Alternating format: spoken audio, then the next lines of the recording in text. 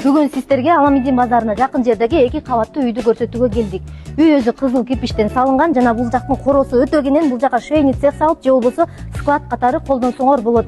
Кенен 2 машина, 3 машинага чейин батат. Үй өзү 130 квадрат метрди түзгөн, ичинде ремонттор жасалган. Жүрүңүздөр үйдүн ичин көрүп чыгалы. Киргениңизде эле бут чечмеyi бар. Бут чечмеден киргенде бул жагы узун колу кетет. Андан кийин бул жагы ашканасы кенен. Ремонт бир сыйра кылынган, кирип эле жашасаңыздар болот. Андан кийин бул жака залына өтүп кетебиз. Залы кенен коноктор койгонго жарайт. Жарык, терезеси күн чыгышта карап турат. Андан кийин биринчи этажында санузели бар. Бул жака газовый отопление кирген. Эми экинчи этажга көтөрүлөт. Экинчи этажга көтөрүлгөндө эле үй жагында спальня кетет.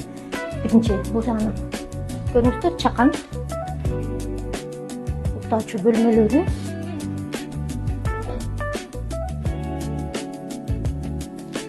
Үй өзү 130 квадрат метрди түзөт. Бул жагы детский болуп калат. Газ кирген, кышкысын жылуу деп жатсаңыздар.